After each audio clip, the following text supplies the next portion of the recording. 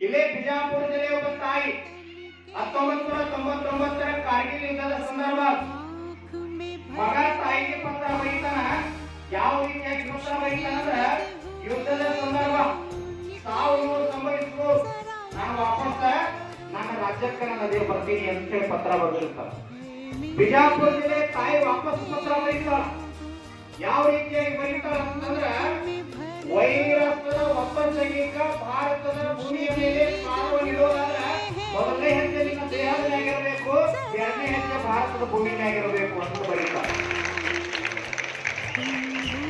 ಹೊರದೊಳಗೆ ಕೆಲಸ ಮಾಡ್ತಕ್ಕಂಥ ಒಬ್ಬ ತಾಯಿ ದೇಶಾಭಿಮಾನದ ಆ ರೀತಿ ಪತ್ರ ಬರೀತಾಳೆ. ಆ ಪತ್ರವನ್ನ ಓದಿ ಬಿಜಾಪುರ ಜಿಲ್ಲೆ ಸೈನಿಕ ಕಣ್ಣೀರು ಹಾಕೊಂಡು ಕುಳಿತಿರ್ತಾರ. ಪಂಜಾಬಿನ 80 ಜನ ಸೈನಿಕರು ಯಾಕೆ ಬರ್ತಾ ಇದೆ ಅಂತ ಕೇಳಿದ ಕನ್ನಡದಲ್ಲಿರ್ತಕ್ಕಂಥ ಪತ್ರದ ಸಾರಾಂಶವನ್ನ ಹಿಂದಿ ಒಳಗೆ ಪಂಜಾಬಿನ ಸೈನಿಕರಿಗೆ ಹೇಳ್ತಾರ. ಅವಾಗ ಪತ್ರ ಓದಿರ್ತಕ್ಕಂಥ ಪಂಜಾಬಿನ 80 ಜನ ಸೈನಿಕರು ನಾವು ಹಿಂದಿ ಒಳಗೆ ಹೇಳುವಾಗ ಕನ್ನಡದೊಳಗೆ ನಿನ್ನ ಬಿಜಾಪುರದ ನಿನ್ನ ತಾಯಿ ಪತ್ರ ಅಂತ ಹೇಳಿ ಬರೆದು ಕಳಿಸ್ತಾರ. ಯಾವ ರೀತಿಯಾಗಿ ಸಂದೇಶ ಇತ್ತು ಅಂತಂದ್ರೆ, ತಾಯಿ ವೈರಸ್ಸದ ಒಬ್ಬ ಸೈನಿಕ ಭಾರತದ ಭೂಮಿಯ ಮೇಲೆ ಕಾಣುವನಿರೋದಾದ್ರೆ ಈ ಪಂಜಾಬಿನ 80 ಜನ ಸೈನಿಕರು ಸಾಯೋವರೆಗೂ ನಿಮ್ಮ ಮನ ಜೀವಂತವಾಗಿರ್ತಾರೆ ಅಂತ ನಾವು ಸಾಕ್ಷಿ.